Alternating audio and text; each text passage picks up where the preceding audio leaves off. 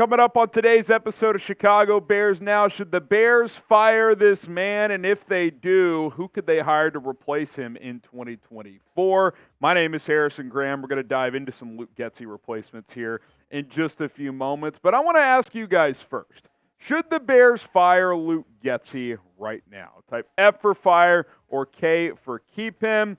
If it hadn't happened this morning, which it has not, I don't think it's going to be a midseason firing, unfortunately. Let me know what you guys think. F for fire, K for keep, and I'm going to explain why they do need to move on and have a different play caller next season.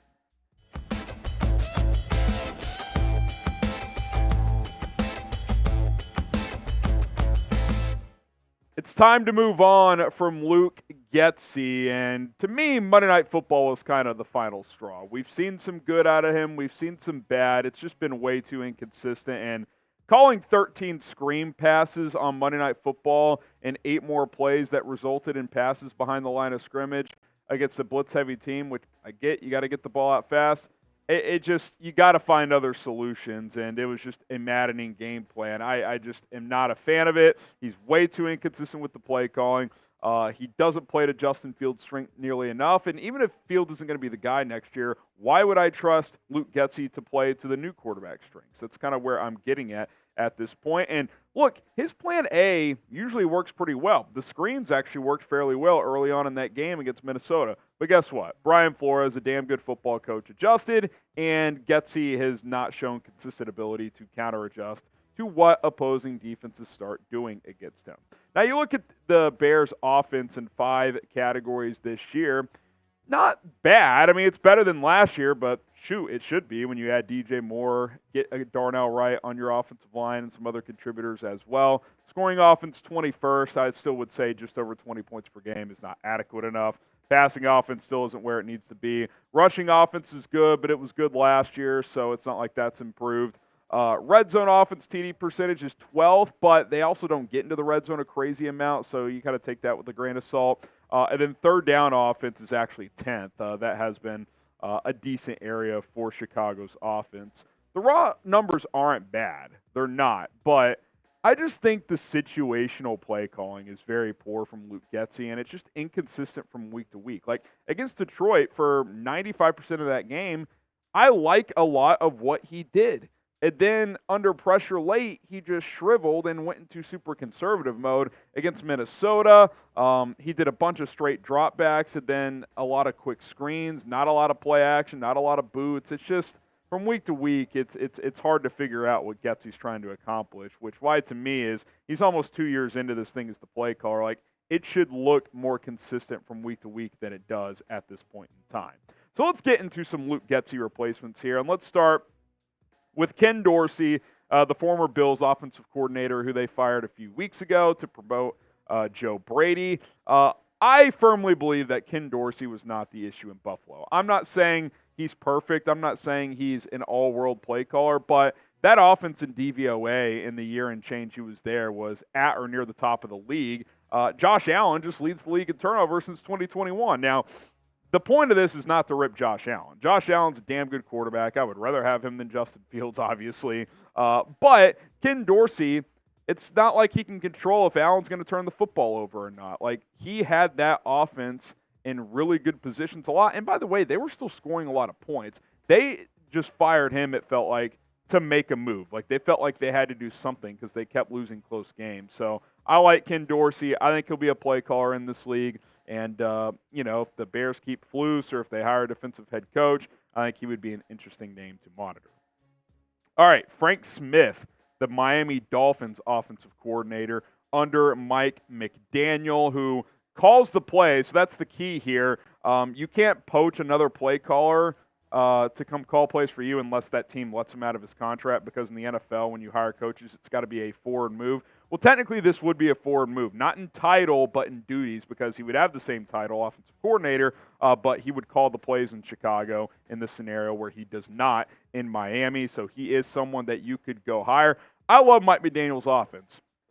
We don't know what Frank Smith's offense would look like, but Mike McDaniel didn't call plays in San Francisco. That's working out pretty well for Miami. They made him their head coach, and he calls the plays, and that offense has been humming. And what I like about it, too, is the system is not that far different than what Luke Getsy does. It's just more creative, and hopefully Frank Smith would just hit the buttons at the right times. I think that's a big challenge with Getsy is, yeah, sometimes he has good design. I actually think his run scheme is pretty good, but he doesn't know when to press the right buttons. That separates good play designers from good play callers. Like, good offensive coordinators have both, and I just don't think Getsy does at this point in time. I love what Mike McDaniel does. If Frank Smith can absorb that and take that to his next job where he's calling plays, I think he can be very successful.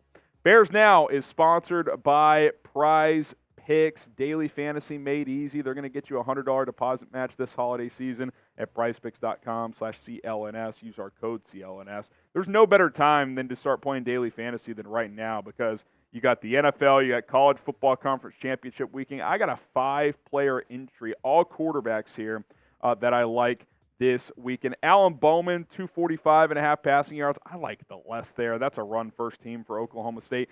Deacon Hill, it sounds crazy. The Iowa quarterback only had 104.5 passing yards. Give me the less. I don't think Iowa can move the football at all on Michigan. Bo Nix, give me the more passing yards. I'm worried about Washington this weekend. I think Oregon's got the advantage. I think he's going to go crazy and potentially win the Heisman in that game. Michael Penix should still play well, but I think he'll throw for less than 302.5 passing yards. And then Jalen Milroe's playing well. He's gotten a lot better throughout the season. I think he can hit 220-plus passing even against the Georgia team. And, hey, if they're trailing late, he's going to have to throw the football, so you might get some garbage time yards as well, depending on the flow of that game. You can win up to 25 times your money with any Prize Picks entry up to 6 players. 2-player entries, 3 times your money. 6-player entries up to 25 times your money. PrizePicks.com/CLNS. Use our code CLNS to get started today. How about Frank Reich? I'm a little lukewarm on this idea, but I'm going to absolve him of a lot of this Carolina situation. I mean, the more you look at it is, number one, David Tepper is just a little bit reckless as an owner. I mean, he's impatient as hell. It sounds like there was some split in that building about whether or not to draft Bryce Young versus C.J. Stroud. They wanted to trade up to number 2, where Houston wanted to trade up to 1, but they bailed. So then Chicago and Carolina ended up doing that 1v1 trade there. And look, I'm not saying he is guilt-free of how bad this season went in Carolina, but he's got a track record of being a good offensive mind. I mean, he made it work with different quarterbacks in Indianapolis up until that last year. Even the year Carson Wentz was there, he was decent. Phillip Rivers at age 40 had a really good year there. He's not at the top of my list. He kind of hinted toward being done coaching in the NFL, but if he's interested, I would certainly be interested at least to some degree. Subscribe to the channel. When Bears news breaks, we make a video here on the show. Hit that subscribe button. Turn on notifications. That way you never miss a video here on Chicago Bears Now. We got you covered like nobody else does. How about Kliff Kingsbury? You may not have known this. He's the quarterback's coach for USC, senior offensive assistant as well. He was going to take a year off. Then Lincoln Riley called him up and was like, hey, if you want to come help us out, live in L.A. for a few months, you can do that. It's like, all right, I'll do it. Obviously, former Cardinals head coach, called the plays there. Say what you want about Kliff. I'm not saying he's perfect. I definitely don't want him as a head coach. I don't even think his offense is always flawless, but he knows offense. He can run an offense. He's done it successfully at the college level. He's done it successfully in the NFL level.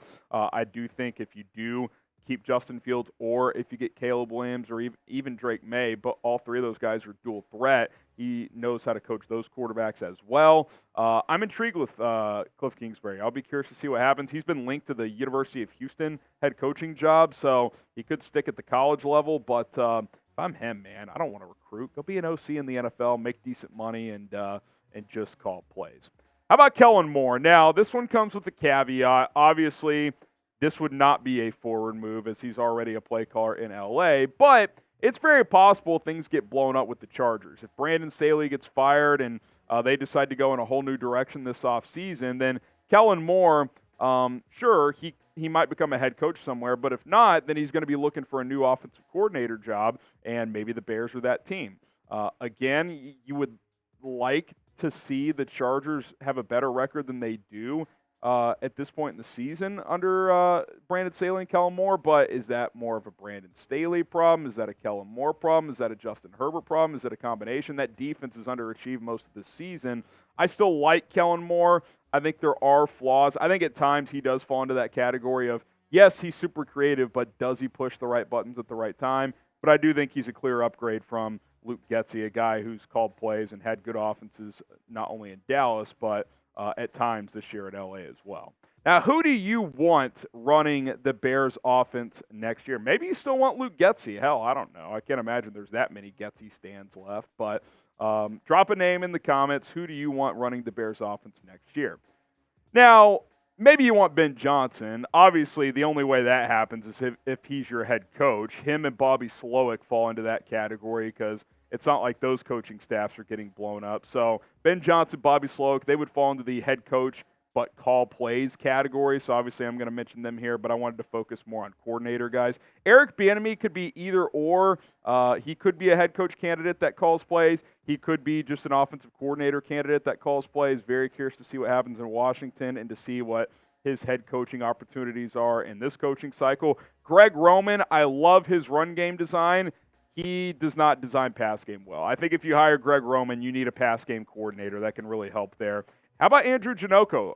I would like to relieve Getsy now, or hell, just reduce his role and let Janocko call the plays the final 5 games and just see what he can do. He's considered an up-and-comer in this league, quarterback's coach with the Bears, and I swear every time they pan to the sidelines when the defense is on the field, when I see Justin Fields, I see him with Janocko a lot more than Getsy, especially recently, so I think that's pretty interesting. Clint Kubiak, the son of Gary Kubiak, he's an up-and-comer. He's an assistant in San Francisco. Zach Robinson, a young guy as well. He's the quarterback's coach with the Rams. Press Taylor, the OC in Jacksonville, doesn't call plays, though. Doug Peterson does, so he is gettable. Joe Brady, depending on what happens there, they might just permanently promote him after this year. But if Sean McDermott gets fired, then Brady could be available as well. And then Gerard Johnson, the quarterback's coach in Houston, just 35 years old, but got to appreciate what him and Bobby Slowick are doing with C.J. Stroud down with the Texans. So those are some names to monitor. Obviously, we'll see how the rest of the season goes.